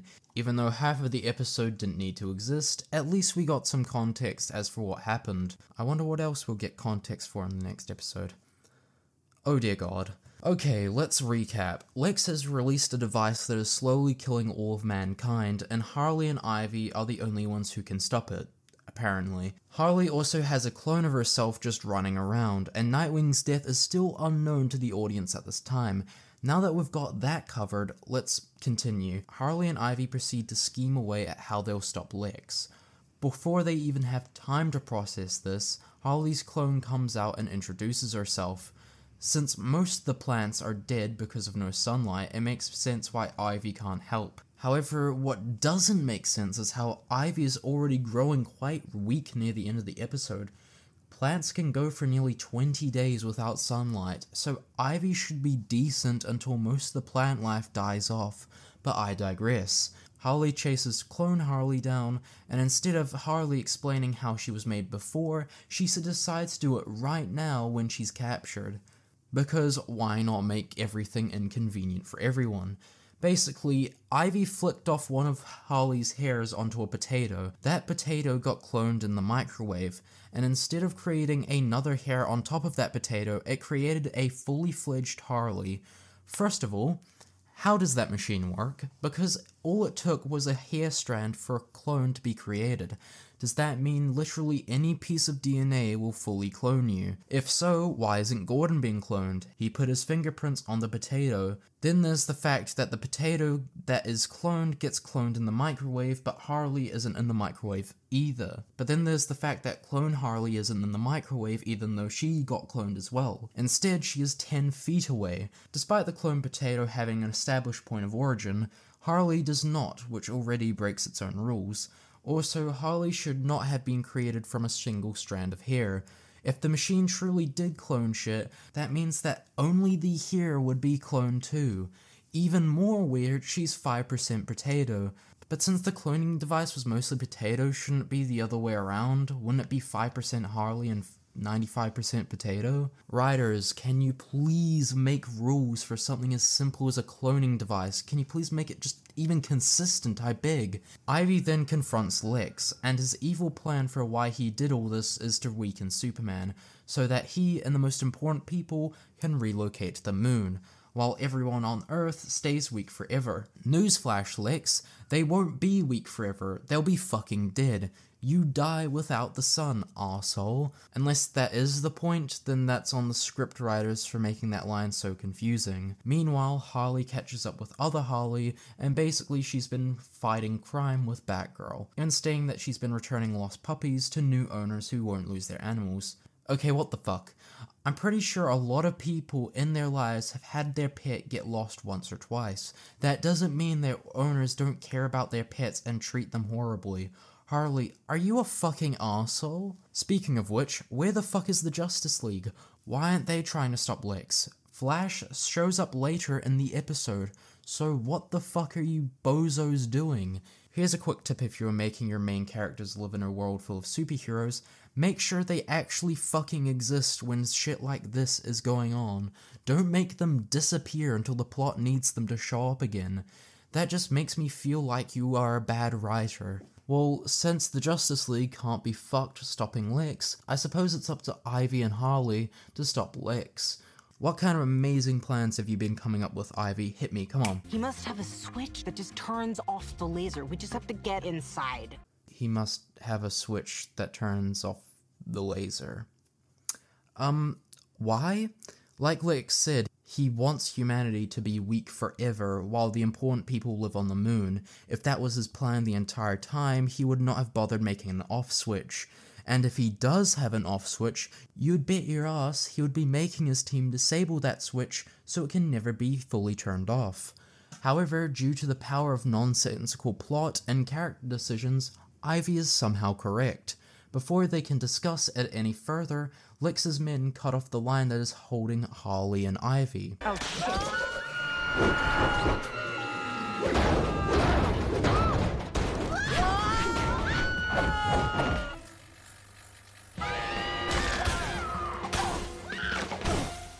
Okay, you should all be fucking dead from that height. Again, Harley is human, so she should be dead.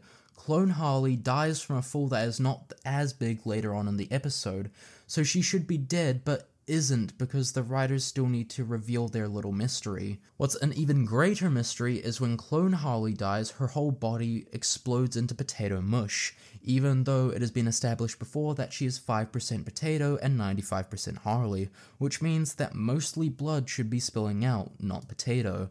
And Ivy should be dead too, mainly due to how weak she is. So basically everyone in this scene should be very much dead. After that deadly fall, Harley has another idea. Don't you have a seat on the LexCorp board? Vote him out! Use your business powers and go all Logan on Lex's Kendall ass!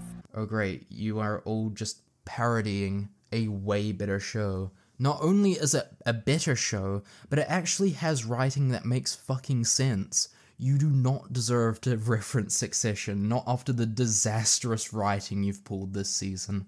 Get that masterpiece out of your mouth. I can't believe Succession is being referenced in a shit show like this. That's Succession's legacy, being referenced in this abomination. Also, since Ivy has a seat in the shareholder meeting, that means she can count herself as a vote. They literally do this in Succession. If you fuckers are gonna make a plot point based on another show, the least you could do is actually pay attention to the show you are trying to replicate. But whatever, they need Clegg's vote, because whatever the fuck. Focusing back on Harley, and her clone reveals who murdered Nightwing, and it's Harley. No shock here. We've already covered why this doesn't work, so I won't go into any more depth about how stupid Nightwing's death is. But not only did Harley kill Nightwing, but at the same time, Ivy killed Clegg. So Harley calls the Flash for him to help her travel back in time, which wouldn't do much. It's just a repeat of the past, which means the same thing is bound to— Looks like someone just won Clegg's vote, and that someone is Shimmy. Usurper! I think you meant you super. Hey, yo! Hey, Lex, I think I smell an in your fucking face coming.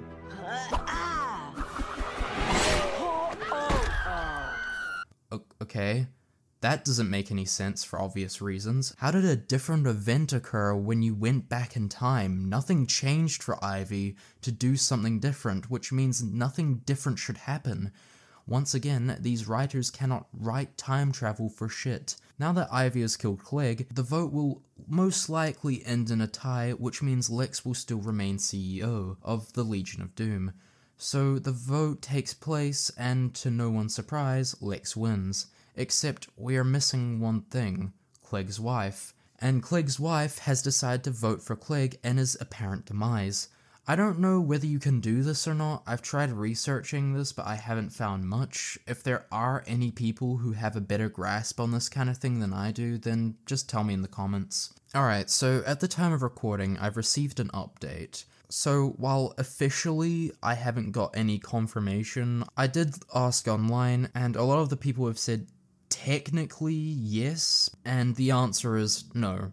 No, you can't. Well, you can, but that's a whole nother can of worms. Basically, you fucking can't. Anyway, even if Clegg's wife didn't show up, Ivy still would have won because she herself can vote for a vote of no confidence.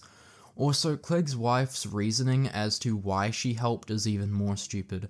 Apparently, Harley avenged this woman's clavicle, which means more than avenging the death of her husband? Wow, doesn't matter what Harley did, she killed your husband, and only a few hours later, you are fine and you don't feel any hatred towards this person whatsoever. Fine, I guess she's fine with Ivy killing her husband. We then switch back to Harley where she meets up with Batgirl, where Harley gets surprise attacked by Clone Harley. Now, I've already spoken about most of the complaints I had about this fight previously, and I don't really have much more to speak about. If I were to complain about one thing, it would be how completely stupid it would be to not search Harley. After all, she is basically her, so looking for anything she may have hidden would be easy, but I guess not. Other than that, the fight is fine. I think as far as continuity goes, it's very well animated. I tried playing the fight over and over to see if evil Harley got swapped around, but no, they kept her pretty consistent. I usually don't praise the animation often because of how rushed it is, which isn't the anime's fault, mind you, but I'm glad to see that the anime's at least had a bit more leeway with this action scene. Post-action scene, however, I'm a bit mixed on. Batgirl tries reassuring Harley that what she did was okay, and I think that she's only saying this just to make sure Harley was okay. I don't think Batgirl actually believes killing her is okay, but I do think she says this because of the circumstances and to reassure her friend. I'm fine with that, but if anyone wants to argue that it's character assassination, then I'd be down to hear why. The episode then ends on a cliffhanger with Batgirl getting shot. Wait, Batgirl's costume isn't bulletproof? Why wouldn't you make this change? The reason why the killing joke worked is because the Joker showed up at Barbara's house unannounced, and shot Barbara without her Batgirl outfit on, which means she couldn't have had the chance of not sustaining any injuries. Here it is stupid because she does have her outfit on, yet the consequences are the same. Looking at things from a more objective standpoint rather than someone who has read like 90% of Batman comics, and has seen pretty much everything Batman media has to offer, I do want to say that the fact they tried doing a killing joke on us feels pretty jarring. However, I can't because there's nothing really inherently bad about Joker doing this from a writing standpoint. In fact, from the fact that he did this right in front of Harley, which means he can get easily captured now, instead of doing it in her apartment, then Harley walking in on her bleeding out. Also, why didn't Joker kill Batgirl and Harley? If he wanted credit, then surely killing 2 members of the Bat family would make you even more infamous. But I suppose not. I guess you want to have a murderous person questioning her heroism chase after you. Okay, sure. Oh right, I almost forgot to mention, Ivy brought the sun back. However, she states that it doesn't feel like a victory, which is just some great writing there. You really couldn't let your audience feel like it wasn't a victory just by the visuals alone. You had to straight up tell them. This is some Mandalorian level writing right here if I've ever seen it. Welcome to Navarro, independent trade anchor and outer rim hyperlane port. A lot has changed around here.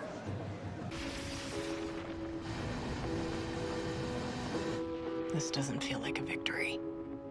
No shit! Harley proceeds to go to the Joker's house to interrogate his family to get them to reveal his location. Wait, how the fuck did Joker escape from you last episode? He shot Batgirl, slowly backed away, and left. Do you not carry around a mini medical kit just in case a hero, villain, or civilian is hurt? Even if you do leave her bleeding out, he is literally backing away slowly. You can catch him, restrain him, then tend to Barbara's needs. Now that the Joker is back, you do not want him out in the public. You need to have him restrained because, for all you know, he is going to kill more people. But fine, let's say for the sake of argument that Harley was not thinking logically in that scenario, so she stayed with Batgirl. I wouldn't say this is bad on Harley's character since she is inherently selfish as a person, so she would obviously want to stay with her friend and make sure she doesn't die. The problem I do have is with Joker going into hiding in the spot that everyone and their mother would guess where he'd hide, which is in his own house. Something they could have done with Harley's character this season is build her up to try and get past her ways of killing, and get her to become a more moral character. Then do something like this that will make her relapse into her psychotic behavior, kind of like a Barry Season 2 kind of thing. I'll stop giving suggestions as how they could have handled Harley as a character better this season, since you all get the point by now. After capturing Joker, Harley meets up with Barbara at the hospital to make sure Harley is feeling any better. Harley then stumbles into Jim Gordon, who is enraged about the fact that Harley has been paralyzed from the waist down, and wants to put justice into his own hands. Since Harley explicitly states she isn't a hero anymore, the best she could do is tell him it was Joker. Even if she doesn't want him killing Joker, she could just tell him and then say she doesn't know where Joker went.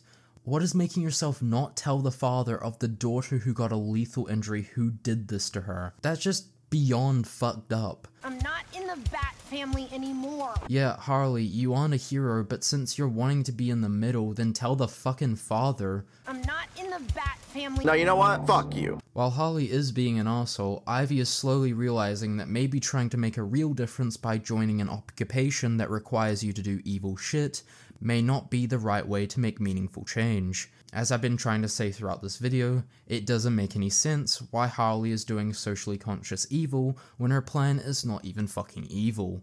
Her character shifts every episode. First it's, I want to do all this socially conscious evil shit. Then it's all about trying to be a popular female supervillain CEO. Then when she finally has some freedom, she decides to steal a time sphere for absolutely no reason, I might add. And now that she has taken down Lex, she wants to go back to doing socially conscious evil. Lady, enough! You have had your chance to do some socially conscious evil for fucking ages now. It is time to move on. It's clear they have so many ideas for a character, but instead of just slowly developing them, they are desperate to try and make her some girl boss queen, that they shove 4 different ideas and try to make them all fit within a 22-minute long season filled with 10 episodes. Wait, hold on, why is Joker tied up in a public zoo? How has no one called the police seeing that someone is tied up in a zoo? Harley, if someone calls the police, then your plan to do whatever to Joker is fucked. Move him to an isolated area, so then he cannot be relocated, nor can he escape. What's worse, Harley has to go see Ivy, which leaves Joker unattended with the possibility of him escaping. Somehow, no one had gotten him out yet, nor had Joker somehow escaped when Harley gets back. When Harley visits Ivy, she is very distressed about Lex. She rants about how these 1%ers wouldn't know accountability if it was right in front of them. Yes, you are correct, Poison Ivy is speaking about accountability. No, the irony is not lost on me from what she's been doing during this season. Ivy comes to the conclusion that to stop Lex, they need to shop at Lex's birthday party. When they arrive, Talia assumes that Ivy has come to her senses. Why would you think that? Not one part of you is thinking that Ivy might be here to fucking sabotage this entire thing? Whatever, I don't care. So while Ivy is trying to find Lex, Harley tries finding the ladies' room. She goes door to door looking for a restroom and stumbles upon Superman in a kryptonite cell. Oh boy, there are so many problems with this. First, why isn't the door leading to Superman's cage locked? Anyone can walk in there and set Superman free. Second, why does it only take the press of a button to keep Superman from escaping? Have that shit password protected at least. Third, Harley walks down the corridor and opens each door one by one, does not go into any of them, and walks past all of them, then opens one door, goes inside it, and she's conveniently there long enough to hear Superman. I suppose she would have found him later whilst using the laser, but still. While talking to Superman, he says how he ended up like this, being that Lex drained his powers, and for some reason she doesn't release Superman. She states it's because she doesn't want to get in between Lex and Superman's drama, but by letting Superman go, it would make Lex angry, which would probably serve as a fuck you from Ivy and Harley. But she doesn't for the dumbest reason. Like, if you don't care about him dying here, why do you save him later on? He's going to fucking die anyway. What made you change your mind? Harley tries getting back to Ivy to warn her about Lex, but luck isn't on their side due to them getting the shit kicked out of them. Why Lex doesn't effectively kill them, I'll never know. We've seen villains are fine with straight up executing people in front of everyone in episode 3, so why doesn't Lex? Plus, these two are literally the only people who stand in his way, and he knows that they will continue to annoy him unless he gets rid of them for good, but he doesn't. After their beating, Harley and Ivy reflect on what they've been doing, and they look at the photo they took of their future daughter. Why does this picture even exist despite effectively changing the timeline? I'll never know. But after looking at their daughter, they decide to take down Lex once and for all using his ozone layer. Oh, but Ivy, the ozone layer won't work. You see, if you fire that laser, it will be short of about 10 feet.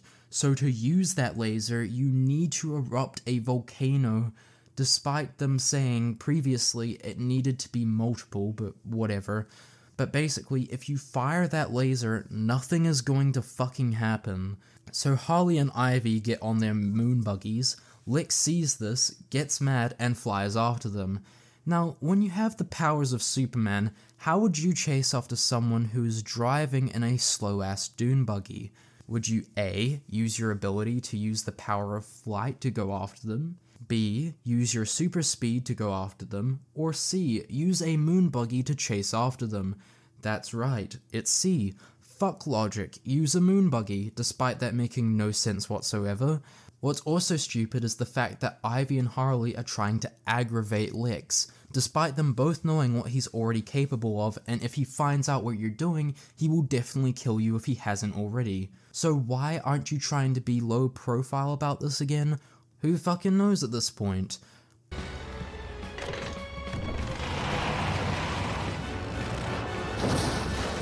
Wait, you weren't already going at full speed? You are pissing off the most powerful man on the planet, and you are not going to increase your chances by going full speed. I'm sorry, who wrote this again? Realizing how badly they're fucked up, Harley calls Batgirl and asks for some help on hacking into Lex's moon buggy. Wait, hold on. Batgirl, are you in the hospital with your mask on? Why do you have your mask on? Everyone, including your dad, has visited you. Your identity is fucking gone. Not to mention the doctors have probably have samples of your blood and other kinds of DNA. Holy fuck, Batgirl. Why did you leave your mask on? I suppose that's not the only time where the Bat family have effectively fucked their own identities this season. Whatever, common sense in the Bat family is like seeing a unicorn out in the wild. It's rare as fuck. Batgirl hacks into the moon buggy and crashes it. Okay, Lex, you're a bit behind, but you can still be a competent villain. Use your super strength and fly to them. Come on, Lex. God damn it. Also, apparently this laser has a built-in destruction feature, despite it ever only being used to block out the sun. I suppose I can buy that, since most lasers in media have been portrayed as killing machines. But that's not even the worst part about this episode. The worst part of this episode is Bruce fucking Wayne. Holy shit, Bruce is brutally character assassinated beyond all repair. Bruce has just been a DJ at criminal events and is fine with that. He never came to Nightwing's funeral. He never tried going after any of the villains who were out of about. He never tried going after Joker despite him declaring that he was going back to being a villain. The only time he actually thinks it's a good time to come back is when he sees Gotham literally get fucked up by lasers. So you didn't care when the world was in black and white when the sun disappeared. Okay, that's fine. But you care now that lasers are coming out of the fucking sky? What's even worse is Bruce could have fucking left at any time. The show even establishes that. God damn, Bruce, you are a fucking arsehole. Meanwhile, the moon is blowing up from all the lasers Ivy has been firing, and while that is happening, Ivy calls Steppenwolf to take care of Lex. Fucking how? Ivy knew Steppenwolf for a bloody afternoon, and Lex has known Steppenwolf for presumably longer. Why in God's name would Steppenwolf bother helping Ivy when he barely knows her? Sure, they're business associates, but they're not that close. Somehow, Lex still hasn't escaped from that moon buggy despite him having super strength, so I don't know what the fuck is up with that, but it smells like bad writing to me. But who cares about that? Harley and Ivy have to get off this moon now, but not without Superman, of course. Because for some reason she decides to save Superman now, even though she didn't before. And so, everything is back to normal again. The moon is back to the way it was, and Catwoman is forming a team with Harley, Ivy, and Batgirl. Sounds like a happy ending, right? No. Because Nightwing's casket has been dug up. It turns out it was Damian who used the Lazarus Pit to revive him, and now Nightwing is on a rage-fueled revenge quest to get back at Harley. I'm sure he will fulfill his goal and will totally not be stopped by something completely stupid next season. Anyway, thus marking the end of the masterpiece, which is Harley Quinn Season 4. As you can tell, I had a lot to say about this season. This entire season just goes to show that rushing out something does not equate to quality. This feels like a first draft of Season 4, not the final product. There were 20 different plotlines that went nowhere, characters that got assassinated brutally every episode, and a plot that is so incomprehensible it makes Kenobi look like a masterpiece. This season is by far one of the worst things I've ever seen, which is surprising. How did we get from Season 1 to where we are now? Which I guess after everything Season 4 has put me through, the main question to ask now is, can this show still be redeemed? The answer to that question is no, because in order for something to be redeemed, the thing that has to be redeemed needs to know that it's a mess before redeeming itself. Harley Quinn does not know it is a walking shit show. They think they're doing fine, while everyone says otherwise. This season was made in a bit less than a year. I said last time that the only way to improve this show is by taking time and not rushing it. Apparently, they weren't listening when I made that video, because they rushed everything. You can just tell that the animation is trying its hardest to be the best it can be, but the fact that the animators have been so rushed just breaks my soul. You can tell that everything in this season has been so rushed, and they can improve this show so easily by just taking a couple years to write Season 5, but apparently not, since they're also working on a spin-off show about Kite Man. I don't think giving the animators new projects will help with the animation in Season 5. But do whatever, I guess. And no, I will not be reviewing the Kite Man show. I'll probably watch the first couple of episodes and then drop it if it's to similar quality to this sludge. If you're all wondering if I'll make a Season 5 video, I will, but it will be the final video I do on Harley Quinn. The show is obviously getting worse by the season, and there's no point trying to make a video every time the show releases a new season. I'm sorry, but I'm not that interested in the show. I originally made my Season 3 video out of a place of disappointment. I thought Season 1 had the potential to be something good, and Season 3, while bad, was still enjoyable, but my interest for this show is gone. But I thought I might as well make a video on Season 5 to make it a trilogy. A lot of you may have noticed that this video is really fucking long, and this kind of content won't be going away anytime soon. I've got a backlog of videos planned out, and a lot of them will be spanning hours long. So don't think that this is the exception. If you're wondering why it has been taking me so long to release new content, then that's why. My next video should be on either Mandalorian Season 3 or Across the Spider-Verse. Either way, I'll have a lot to say in both. Be sure to follow me on all my socials, link in the description, as well as my Discord too. Other than that, I'll catch you all in my next video. Thank you all for watching.